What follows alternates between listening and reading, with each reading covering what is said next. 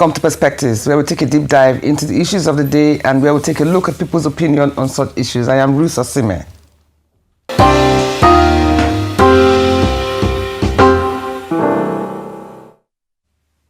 Welcome back to Perspectives here on Arise News. Today, we are examining two recent developments that have sparked national conversations around power, decorum, and political decision-making.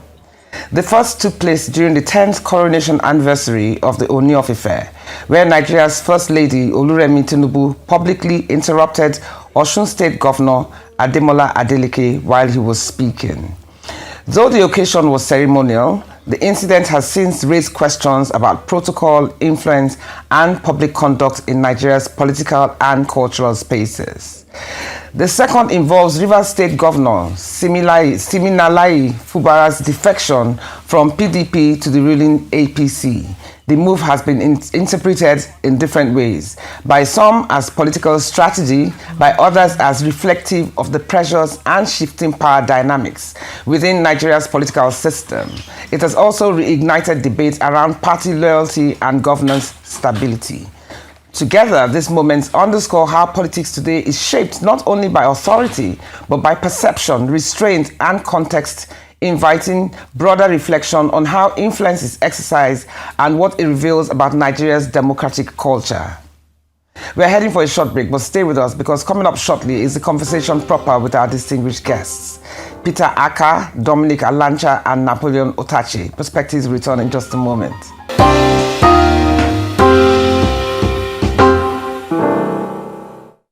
Welcome back to Perspectives here on Arise News. Now I'm being joined here on Perspectives by Peter Akah, a social critic and human rights advocate, followed by Dr. Dominic Alancha, Chairman, Northern Ethnic Nationalities Forum, and last but certainly not the least, Napoleon Otache, who is Zone C legal advisor for All Progressive Congress in Benue State, constituency of Benue State. I'm super delighted to have all of you here together with me on Perspectives this morning. So let's start with you, Peter.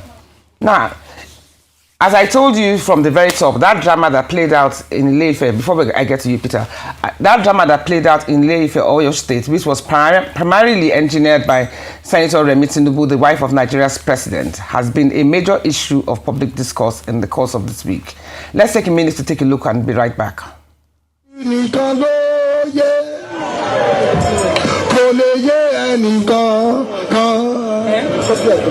Ìdí tí mo fi yin bàbá èmi nìkan ló yẹ ìwọ lọ́lọ́run mi ìwọ ẹlẹ́dàá mi ọba àwọn ọba olúwa olúwa ọba títí láyé kò lè yí padà bẹ́ẹ̀ni kò ní bẹ́ẹ̀ kò fẹ́ kó wà. máa jẹ ní 5 minutes orí tó báyìí. Títí ayé ṣé kí n má ṣe protocol? Kí ni má ṣe protocol? Ó yà bẹ̀rẹ̀ sí ṣe ó ti ok ẹ má ní mo jẹ́ mo mọ̀ ó yà bẹ̀rẹ̀.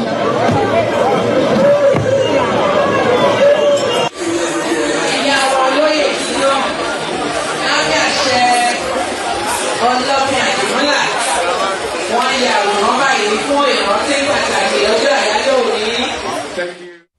Okay, that was actually in Osun State, not Oyo State, point of correction. Yeah. And we're still expecting Mr. Napoleon Otache, but let's start with you first. Now, you saw what happened, and it has ignited so much reaction. Yeah. Do you understand? And but do you think the criticism that the First Lady has received so far was proportionate? Thank you very much for having me, and compliments of the season to you and Perspectives. I think at the end of the Tinubu administration, every Nigerian deserves to be given a certificate of survival and endurance, because we are going through a lot, and my thoughts and prayers are with all of Nigerians. Electing President Tinubu as president was like going for a November Black Friday purchase with a condition that you buy one, you get 3 free. So you get the father as president who is dishing out incompetent leadership, insecurity is ravaging the country, battered economy, money, corruption is in high heavens. Then you have the office of the first son, moving with security that, according to Professor Wole Soyinka, should be able to quell tensions in a country like Benin Republic. Then you have the office of the first daughter, who can travel to a state like Benin to prevail on the monarch, to decide who she wants to be installed as Babaloja or Yaloja. And then you have the office of the wife of the president, where we can budget 1.5 billion to purchase of SUVs in the office of the president. So across board, it is a tale of recklessness, and it is what public office has become. The incident in Osun State, as regrettable and as unfortunate as it is, only goes to spell how politics and public office lack the ethics and decorum that should go or guide leaders.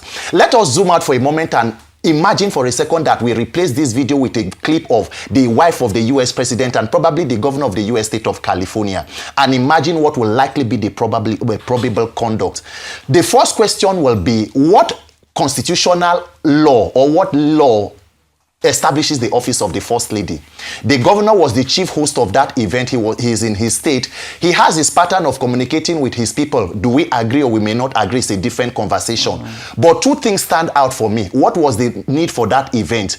It goes to show you that it was the 10-year coronation of the leader, and we are in this period where more than 100 of our children from Niger State are still with terrorists, and the NSA said they are being well taken care of. So in Nigeria, leaders can feast even when the people are being slain to death. Also, you reckon that the coronation itself was I insensitive? mean, you could have scaled it down. It were possible that leaders will look at the, tempo in the country and say, look, for some time, let us also go with the mood of the people. But then again, we went into festivities and feasting, and then the first lady will decide to do it. But for the first lady, I think that she's consistent with her actions. Remember the Senate hearing, committee hearing on the questioning of Senator Elisha Abo when she was in the National Assembly. She was telling the then senator that he should put off his mic, and also that they had the capacity to suspend. She will have to be prevailed upon by the senator seated next to her, Senator Sam Egu, and the other senator. So, I mean, there is a track record of telling people to turn off their mics for her own to come up. And then you can also remember the case of Senator Smart Adeyemi speaking about insecurity, and the wife of the president says that, are you a wolf in sheep clothing, trying to send a message that, they were in one party, and probably that should not be the communication.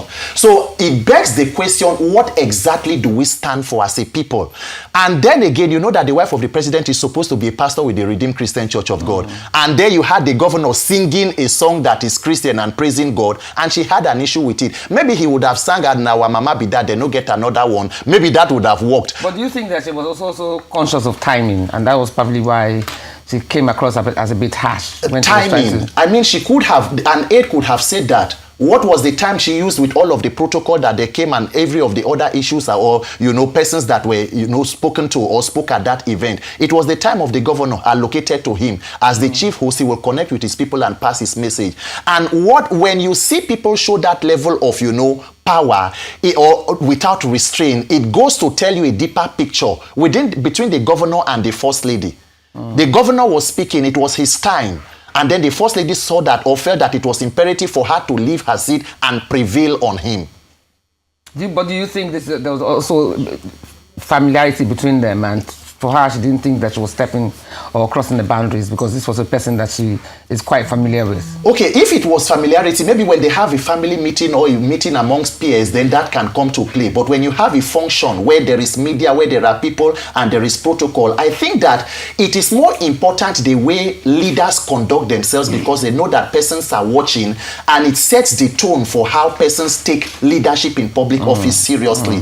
When a governor is speaking, or when any leader at all is speaking, everyone will accord them the respect. If you know that you had a way or manner, a template with which you wanted the event to play out, it could have been discussed before that, not at that point. So across board, I think it's just a tale of recklessness. It's just the level of lack of decorum and ethics that come with public office in Nigeria, that anybody can do anything, anybody can. You remember the case of the hearing even at the Senate at some point, Honorable Minister, off your mic. So this thing is across board. The question is, for how long will Nigeria continue with this pattern of leadership until they know that this is an affliction to be liberated from? Okay, thank you so much for that. Can we have Dominic in the house, please? Okay, Dominic, welcome. Yeah, thank you, I'm here. Welcome to Perspectives. Okay, let me ask you. You just heard thank you. What Peter Akah just said so adamantly. So I want to ask you, when a non-elected figure publicly intervenes with an elected governor, What does this tell us about power dynamics and the limits of influence in Nigeria's political system? All right, thank you so very much. Let me start by saying that whatever I'm going to say here, I'm not trying to justify the action of the First Lady, in that very occasion.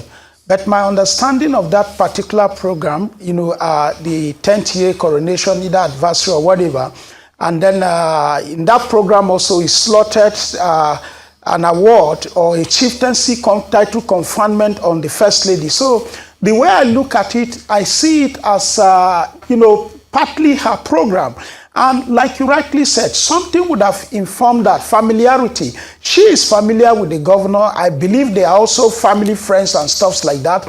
That was why she could, intervene, perhaps to draw his attention to the fact that time is going, because you know that when personalities like this gather, there are a lot of programs that is scheduled for them to attend, for them to carry out and stuff like that. But then I believe that there was a breach of protocol there, which for me, it is not proper. She couldn't have, she shouldn't have, interrupted, the governor, or she would have scribbled a note to him, in a very polite way to draw his attention to the fact that time is going. But again, let's not, throw away the baby with the dirty water, because the office of the First Lady, you are very much aware, they have been very, very, instrumental and, engaging in terms of, certain empowerment, for example, certain empowerment and interventions for women way back from the time of, the wife of the late wife of the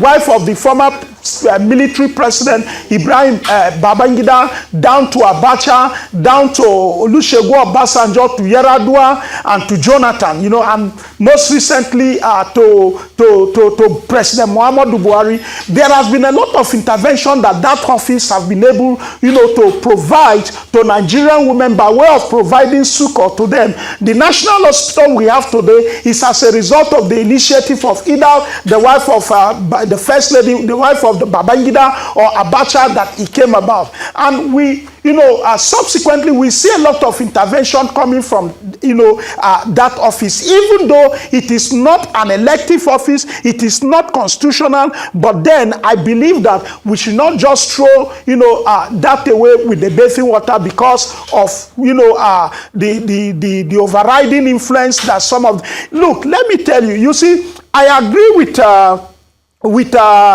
Peter Akah that there is need for Nigerians to rise in order to begin to interrogate our leaders. The truth of the matter is that we have not come to a situation where democracy will be practiced in Nigeria. What we have today in Nigeria is a state-captured kind of democracy. When you go to the local government, see the attitude of our local government chairman. When you go to the senatorial or House of Representative constituency, look at their attitude. Come to the state governors, it's even unbearing. So what I am saying is that there is need for us Nigerians to begin to interrogate the leadership, their attitude, their influence over and above, institution and the constitution of the Federal Republic of Nigeria. Thank you. So what I'm trying to say, I'm not trying to justify her action. I'm not trying to say she was right, but the truth of the matter is that there is this kind of familiarity that, she deployed into it,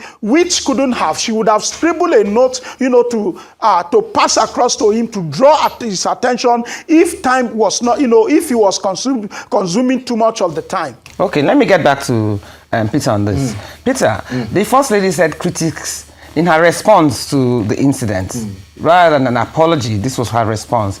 She said critics scrutinize every step, amplify minor steps, and turn them into needless controversy. Yeah. Do you understand? So how does this response reflect concerning the APC party and its approach in dealing with opposition parties? What's your take on that? A total disconnect from the reality on ground of the people. And you know, it is unfortunate that we are in a country where we can attribute national development or things that should be taken care of by government that are elected to being pet projects of offices that are not elected. The wife of the president is not a legally recognized office, but the current wife of the president, you know, they have been moving around the country with a, you know, so-called renewed hope project. That was what went to Delta. All of these events and issues have an opaque kind of, you know, budgetary system. Nobody knows what is exactly financing this. Remember that the wife of the president had at some point visited Obafemi Awolowo University and donated from herself 1 billion to that institution. The wife of the president. Imagine the wife of the US president donating $1 billion to any school. From what business, from what profit? So when we see things like this, it is important that we call to question. And then you look at the budget, where the budget is saying that let us budget 1.5 billion for purchase of SUVs for the office of the First Lady.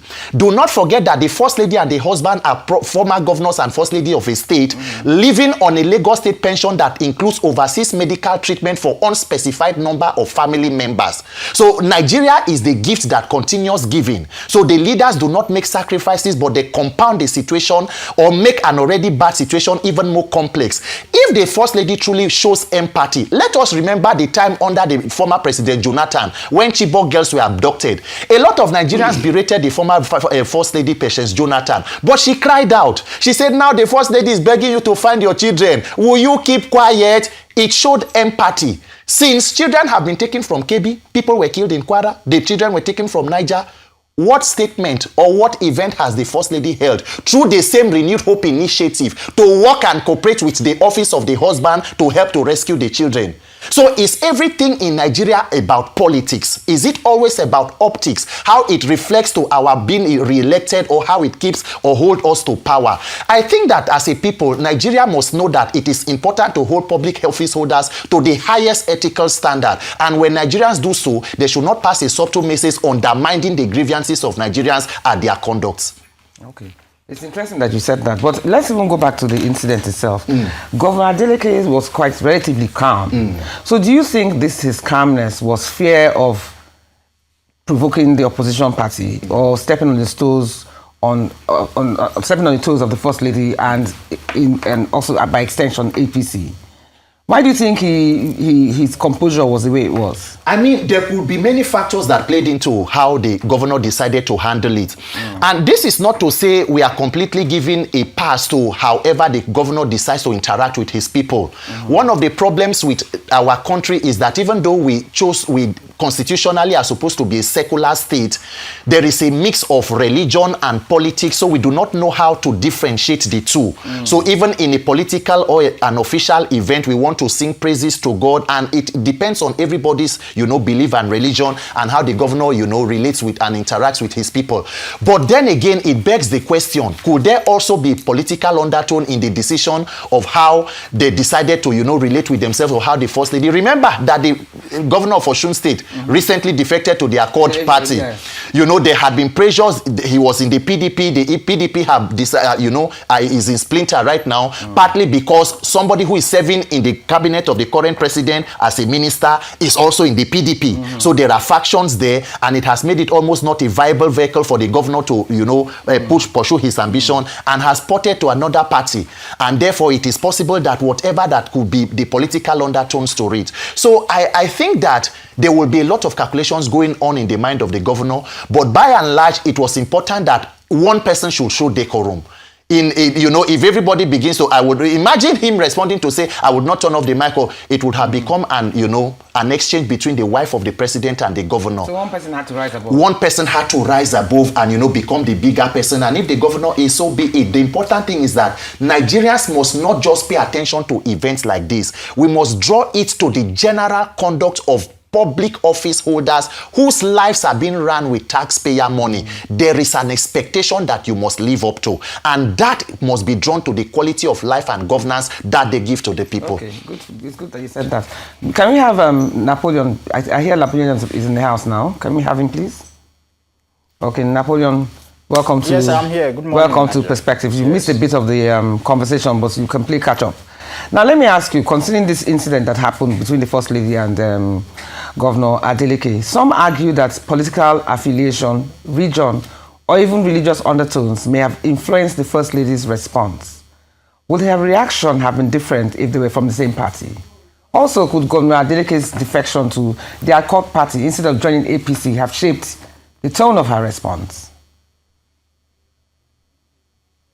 Absolutely not what your interpretation is.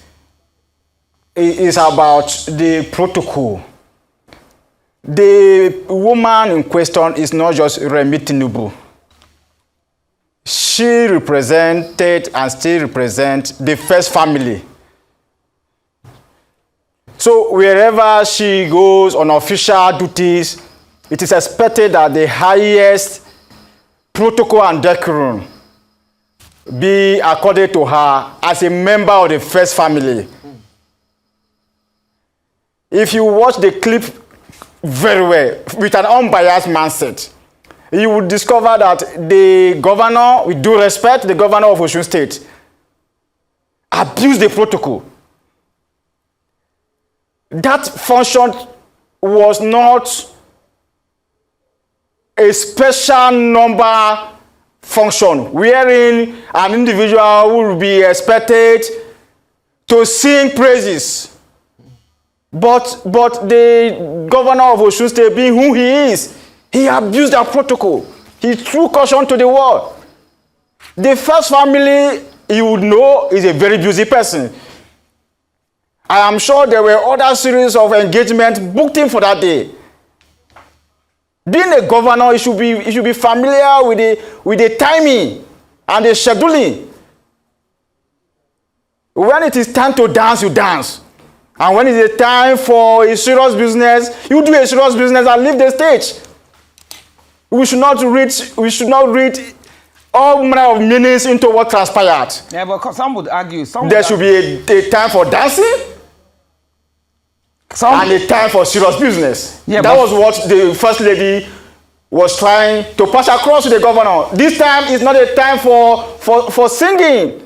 It's not a time for trivialities. Listen, Mr. It's a time for us to dwell on why we are here. Please conclude the business and leave the stage. Yeah, but Mr. Napoleon, some would argue. That is the message. Some would argue that her approach was wrong. Even if what she meant or what she was trying to achieve or the goal she was trying to achieve was right, her approach was wrong. That is what caused this controversy in the first place. Her approach was wrong, and this is why one cannot but ask the question I asked you, which you haven't quite answered. If he was a member of her party, would she have been that aggressive? If Dr. Adeleke was a member of her party, would she have been that aggressive with him? It's the aggression in her approach. The actions that happen has nothing to do with the political affiliation. Whether Adeleke is a member of a APP, APC, or Accord, or whatever it is, the central message should not be lost on us. Okay, well, as a governor, you listen to the message, and the message only must not come from the lips alone. Before the First Lady stood up from her seat, her body language suggested that her time was unduly being wasted. You could see the facial expression. If the governor was truly a man of protocol, he should be able to read the body language of the First Lady, her facial expression, to say, oh, come on, Governor, you are deviating. You are wasting a lot of time. This is a goal. You are trivializing the essence of the function. Where was she in a hurry to? What have they achieved in the past 2 years plus? It was when the governor refused to pick the message. But somebody that she Peter just asked intervene personally. Peter just asked you a question. So Peter just asked you a question, and if you can quickly answer that before we round up. Because I think it's unfortunate that we are talking about the First Lady representing the first family and all of the issues that are going on. She was in a state for an event. If you knew that you had other functions, and then again they have been busy for 2 years going to 3 years, and the only thing that Nigeria has benefited from this administration is increase in insecurity, battered economy, taxation left, right, and center. Akah and all of the misgovernance and bad governance. So at a point where you are invited to event to take your, whatever chieftaincy title, because for Nigerian leaders, everything has to be politics.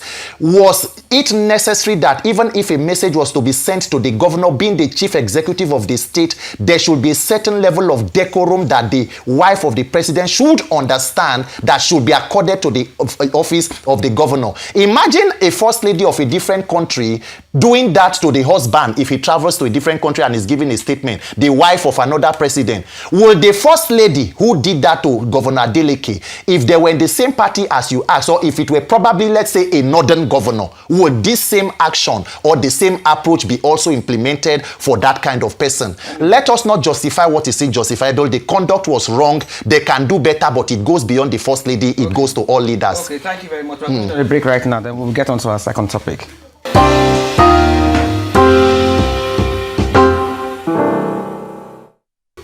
Welcome back to Perspectives on Arise News. So for our second segment, we're going to discuss the defection of the governor of Rivers State. Governor of Rivers State, Sim Fubara, this week defected to All Progressive Congress after many months of internal party squabbles within the People's Democratic Party. After announcing his defection to adoring supporters, Governor Fubara then launched into a specially composed song in praise of his newfound mentor and President of Nigeria, Bola Tinubu. If Fubara they tell you something, now this is the second answer. If you they support Tinubu, no follow corner. If they hear what they talk, we they support Tinubu, we know they follow corner. That is the second answer. I'm going to take that one.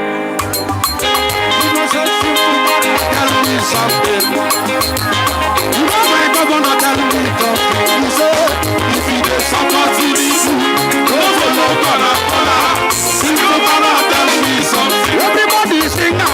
Simple Mara, tell me something. Simple Mara, tell me something. If you support you, make it up for your corner. Simple Mara, tell me something. Thank you. Peter, question one.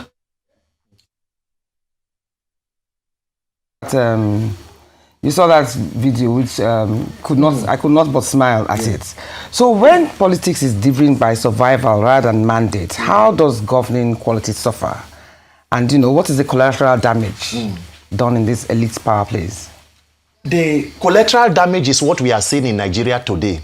The rise of insecurity, a poor economy. Today, the 2025 budget is not implemented. 2026 budget has not been submitted. Nigeria is running almost on autopilot. These unfortunate incidents will continue for as long as we permit it. The question we are going to ask, because my thoughts and prayers are with the whole of Rivers people and also Nigerians by extension, what exactly is the grouse between the incumbent Rivers State governor and the former governor? We have not still come to what led us to where we are today. And today, the governor has moved to the APC. So as it is right now, it is almost an entire complete state capture. If this government had invested half of the time they use in politicking, in governance, they would have probably done well. But this government is the only government that came in 2023, and by 2023, there were billboards of re-election for 2027, meaning politics started immediately they got into office. Now, the question will be, why is everybody defecting to the ruling party? That should be the question. Senator Henry Seraki Dixon rightly said it. All they need is for federal fraud. Let INEC help you to write results. Let the judiciary, you're able to buy them. Then you know that you control law enforcement and all of that. Because if you are with the people and the people are with you, you do not need governors to be with you before you can win an election. But unfortunately, that is the Nigerian situation. It is a survival. And that is why I continue to say that Nigerians must make 2027 the people's opposition, because the only confidence of the current ruling party is in a compromised INEC and a compromised judiciary. If free and fair elections are held today, before 1 o'clock on election day, the defeat of the current government will be announced. And it won't matter what party you're in. It does not matter. If the current government is serious and knows that they are truly popular, let President Tinubu come out and commit to free, fair, credible, and peaceful elections with electoral reforms to know that the vote of the people will count, because there is an antecedent. But today, what do we have rather? An INEC chairman that conducted an election that was seemingly spoken to have, a group of European observers that what they came to do was a crime watch and not an electoral monitoring. After receiving more than 313 billion, Mahmoud Yakubu said there was a glitch. Guess what? He is being nominated to become an ambassador a few weeks after retirement, after spending 10 years in office. So all of what you are seeing, the shenanigans you are seeing, it is simple. If the people are not with you, let us buy the power brokers and the gatekeepers in the state. So what happens? It is able to play the way Rivers State went to in 2023. What exactly happened with the Rivers State result? Because do not forget, 2015, Jonathan versus Buhari, Jonathan won Rivers with 1.4 million votes. 2019, Atiku versus Buhari, Atiku won with more than 420,000 votes. 2023, Obi, Atiku, Kwankwaso, and Tinubu, the winner of that election won with less than 200,000 votes. What happened in Rivers State? Did the electorate shrink or did they increase in 8 years? So it is the hatchet jobs that politicians are ready to carry out. That is why everybody is fleeing and potting, so that if you cannot control the people, then ensure that we take every step to control that so-called criminal structure to subvert the will of the people. So for Rivers State, unfortunately, the real victims is not Wiki, not Fubara, not the sole administrator that has done his own and has gone. It is the Rivers State people. Until we come to a consensus where power comes directly from the people, where the people chose their leaders, we will continue to see these shenanigans. Okay. Let's get to, thank you so much for that. Let's get to Dominic in the house, please. Okay, so... Yeah, thank you very much. Ruth, please give me just a minute. Let me conclude my thought on the other segment. I want to use this opportunity to commend, Governor Adeleke for handling the matter the way he really handled it.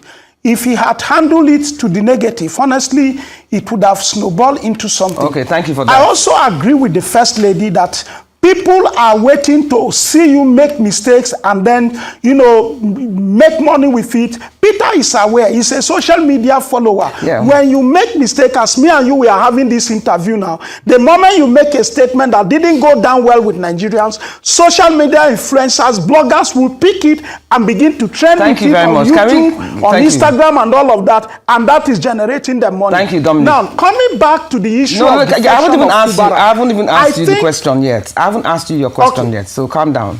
Okay, so, go ahead, please. Governor Fubara's defection is being framed as if you can't beat them, join them, just like Peter reiterated. So what does this reveal about the current nature of political survival in Nigeria? Well, for Governor Fubara, I think his defection is justifiable. If you are familiar with our electoral act, if you are familiar with our party's constitutions, I mean, when I say party constitution, whether PDP, APC, Akah, SDP, ADC, whatever party you belong to, and you are familiar with the electoral act, you will understand that you actually need a platform to be able to run your election. You see, the way PDP is today, I told people anybody on the platform of PDP will lose his ticket because he's not going to have, a substantive nomination, because it is the chairman of that party that will nominate, candidate. So today, who is the chairman of PDP that can nominate any candidate for 2023? We have different factions now. Saminu Turaki is claiming to be the chairman on one hand. The Wike faction is also on the other hand, trying to, scuttle every, the convention that has taken place in Ibadan and stuff like that. So for me, those defecting from from PDP to APC across the state, they are doing that for a justifiable reason. But looking at it beyond that, I see it from, differently from the way Nigerians sees it. I see it from at least 2 or 3 different perspectives. Number one is regional alliance. I told people that 2027 is going to whip up the politics of regional politics, regional alliance. because the moment President and President Bola Ahmed Tinubu was sworn in, there were this kind of, and the moment El-Rufai was not nominated as a minister, there was this kind of narrative that was being sold out in the north against the president. And if you are in the shoe of Mr. President, you will have no choice but to begin to mobilize your region to back you up. So I see from that regional perspective, regional alliance, that most of the governors today in the south, almost all the southern states are in the kitty of APC. That is to talk about the regional alliance. Another perspective is perhaps they are seeing, the good things that Mr. President is doing, and they said, no, we have no choice but to support it. My fear about the Muslim ticket, when I critique it in 2023, is what is playing out today. Just few days ago, I saw an article written by one Mohammed Bello Doka, on the handle of Malam Nasiru El-Rufai, which is divisive, which is ridiculous and absurd. What is that article talking about? He's talking about, is President Bola Ahmed Tinubu trying to weaken the Muslim North, or is a coincidence? Now, this kind of article are very, very divisive. It has pinched the Christians and the Muslims against each other, because in 2023, I told them, let's not play into the galaxy where we begin to see the Muslim North or the Muslim Christian South as we are more in voting population than, either the Muslim North or Muslim South. And that is what is playing out today. Today, we are seeing certain narratives that is being whipped up. You will agree with me that if you go to the northern region today, a lot of persons, and that is the concern. Mr. President is very concerned about it, because people feel that the North are not benefiting. Just in that article I read, and the writer was saying that one project in Lagos surpassed the 19 states, what is this called? Security vote, one project in Lagos. These are some of the narrative that is being chunked out there, and people are believing them. People are trying to key and align with such kind of thing. Okay, so for me, I think for some of the governors, are defecting to APC, they have a justifiable reason to do that, because bet me, and I can bet with any amount with this, in 2027, PDP will not have a platform, to anybody in PDP will not be able to have a platform to run. Whether governor, rep, senate, presidential, they will not be able to have a platform to run on, except this, crisis within the party is resolved. So there is every justifiable reason for them to come out and defect, so that they can secure their mandate, they can secure their ticket. It may not be because they are being cajoled. It is because of the fear of what I'm saying, that in 2027, they may not have a ticket to do that. Thank you, Dominic, for that. But let me get to Napoleon in the house, please. Now, Napoleon, I want to ask, to what extent, you just heard what Dr. Dominic said, but really, to what extent are these defections truly voluntary political choices? Doesn't this suggest that Nigeria is fast becoming a de facto one-party state? I totally disagree with that sentiment of the one-party. Yeah, but we have. Can you hear us? Can you hear us? Can you hear us? I can hear you. Okay. I can hear you. So I asked, I said, is Nigeria fast becoming a de facto one-party state? Are these defections truly voluntarily or purely for self-interest? Because as it is now, we have 26 states that are APC. So how can you explain that Nigeria is not fast becoming a one-party state without statistics? With those statistics? The defection is absolutely voluntary. Under our law, we still have freedom of association. Politicians or other citizens are free to associate and assemble themselves under any platform. And then, just like what is happening to the PDP currently, which is self-inflicting, it's only a mad person that will wait and see danger coming his or her way and not take action. If those in PDP that are still aspiring to contest for elected positions and they are not taking any action today, then you can imagine the kind of persons they are. Fubara is no more of PDP than Atiku.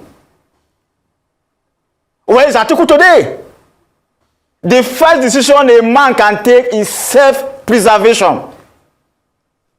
You must be preserved, you must be alive, you must be safe first before you can situate and protect the general rights and the interests of the masses. Legally speaking, PDP may not be in a position to sponsor candidates for any elected position in 2027.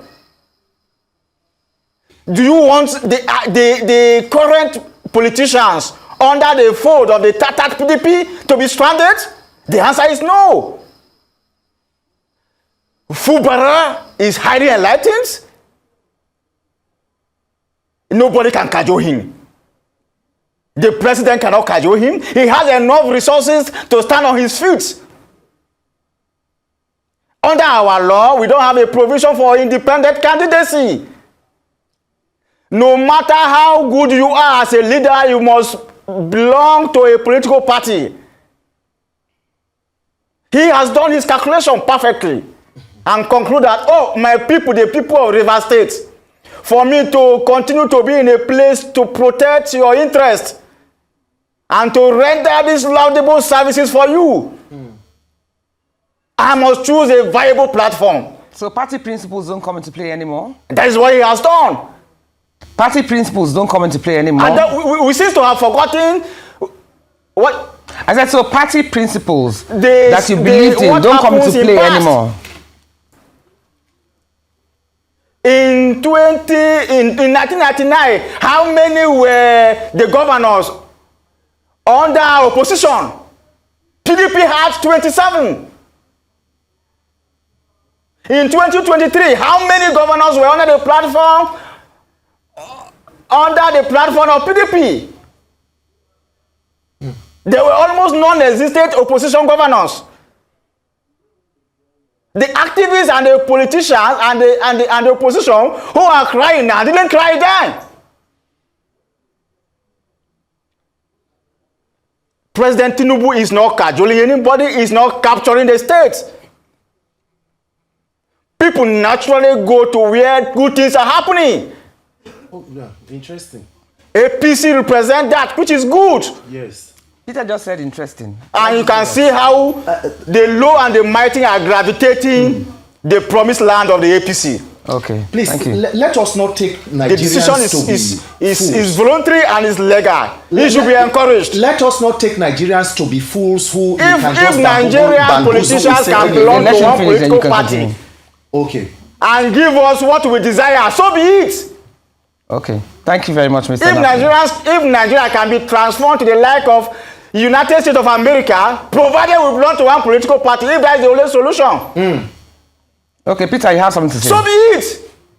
Peter has something to say. What were you saying, Peter? No, he's talking about good things are happening in the APC, and that is why people are defecting. So we can just take a very good example of the things happening like in Kebbi and Katsina, where school children were abducted, and then the governor of the state is telling the president that few hours to when the children were abducted, somebody gave orders to withdraw security from that place, and they want to know who gave the orders. Until date, the president and commander-in-chief is not able to know who ordered troops out of the government secondary school in Kebbi State, or in places like Katsina, where security and insecurity officials are holding peace deals, and the terms of those meetings are being put together by the bandits. In fact, in Katsina, according to the report, one of the bandit leader, Jankari, instructed that the peace deal, the police officers who are coming should not come in uniform, should come in mufti. But guess what? The bandit leader came in the uniform of a slain police officer, ACP Dayi Aminu, to that so-called peace deal. That is where they are having stakeholder meetings. So those are the good things that are happening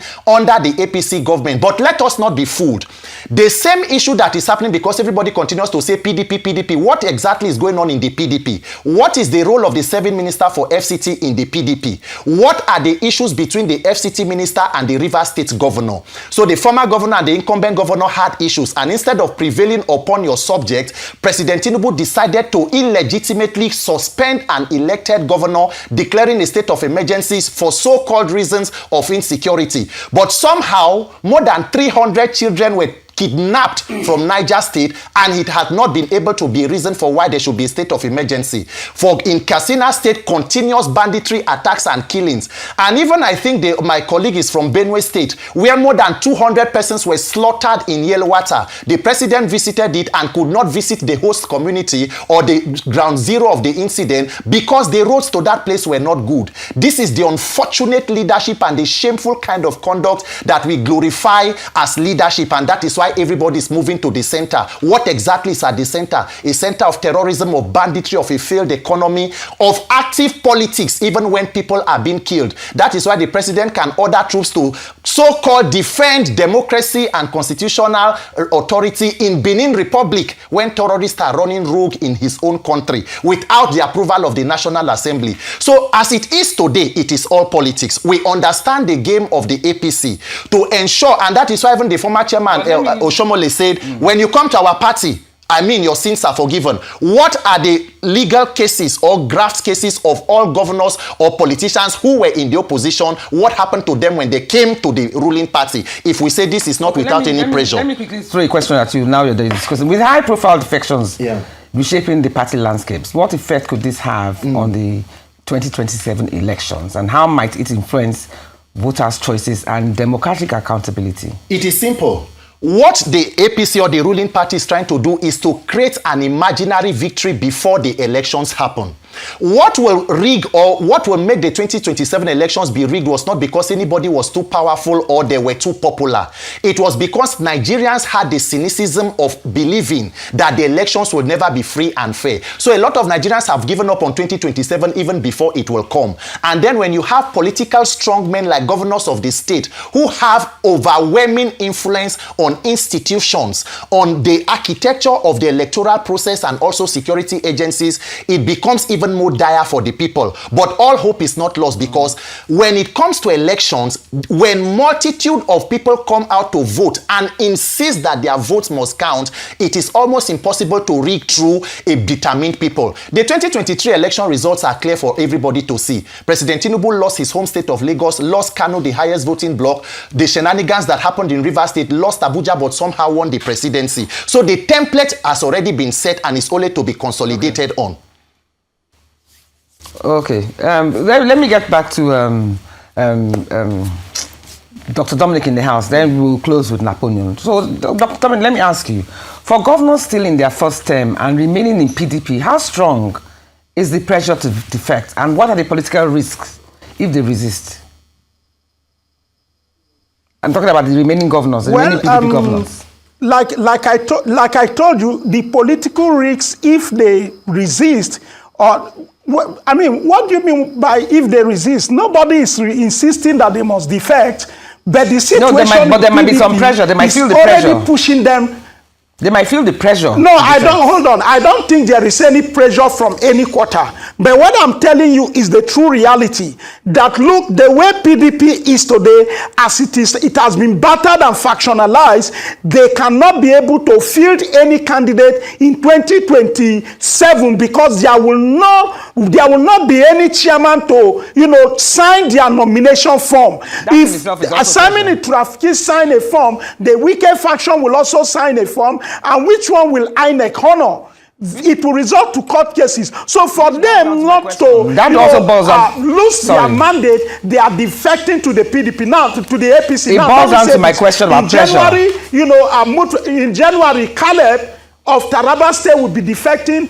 Mufang of Plateau is on the way to APC. What will you see now? Again, this brings to question the leadership capability or credibility of opposition political leaders. I told you, I am a strong believer of viral oppositions. In 1999, I joined the AD, Action Alliance, AD. In 2003, I joined the APP. we navigated to CPC and today we are in the APC. Why? Because I believe in the role of the opposition to advance governance in this country. Today we are beginning to have what you call one-party system or one-party state, and you want to blame the president. No, I'm blaming the opposition leaders, the likes of Atiku Abubakar, the likes of Peter Obi, and the rest of them. Those are the kind of people, those are the opposition leaders I am blaming, because they have failed in their responsibility to put the opposition party together. They have failed in their responsibility to provide leadership for opposition party. Go to any country of the world where there is viral opposition, you cannot make but mention the opposition political leaders in those countries that are making things happen for the opposition political parties. And the president rightly said, and I agree with him, Thank you, Dr. Dominic. In June, when he made a statement in the National Assembly, please, can I just... that you cannot, shut the door against people that are coming into the party, because it will amount to, political malpractice. So you don't blame the president because, people are jumping ship from the sinking ship to the APC ship, which is sailing to, thank you so much, perhaps El Dorado. Please, we are pressed for time. I want to ask Mr. Napoleon one last question. Now, with this trend that is going on now, how can we guarantee the protection of the democratic protection for citizens when come 2027? How can we guarantee that their votes will count? Very briefly, please. 2027 is as safe as 2023. Just like the activists in the studio said, that our President Ahmed Bola Tinubu lost his home state, Lagos. That shows the level of his fairness. If he had wanted to rig the election, he would have started from Lagos. Charity begins from home. So also evil should also begin from home. If Tinubu had wanted to rig 2023 election, the rigging would have started from Lagos, his home state. But because he wanted to be fair and good, would you comfortably... he lost in Lagos and he acknowledged the loss. Okay, would you comfortably say that... The second point I also want us to make, please, we are putting too much emphasis on the governors. Okay. The governors are not more powerful than the people. They are not. Thank you very much. Thank you very much. The governor is just one person. Okay. If the people want free and fair election, they will get it, irrespective of what a single man calls. So you're saying 2023 was experience the freest of the election. Can I close with you saying election devoid of malpractice, election devoid of rigging, election devoid of crisis and violence. 2027 will show that the power of the people is... There will be innovations in the area of technology. Yes. But wait, there Napoleon... will be innovation in the area of sensitization. Can I just ask one question? You are saying now, I'm living here now with you saying that 2023 elections, according to you, was a free and fair election. Is that what you're saying? Yes or no? Just a simple yes or no. Are you saying 2023 was a free and fair election? Yes or no? Napoleon, the question is to you. Okay, he can't hear me. We need to go. We need to go now. Okay, thank you so much, gentlemen. Thank you so much, Peter Akah. Thank you so much, Dominic Alancha. And thank you so much, Napoleon Otache, for a very riveting conversation this morning. Now, for Nigeria, the lesson is simple but urgent. Institutions must be stronger than individuals. Principles must matter beyond convenience. And public office, elected or otherwise, must be exercised with discipline, respect, and accountability. Ultimately, these moments remind us that power is not just about authority, but about how it is used and how it is perceived. And as I keep saying, life is a learning curve. That's all we have time for today. You've been watching Perspectives here on Arise News with me, Ruth Osime. I pray for a good time for all of you till we see this time next week. Until then, goodbye.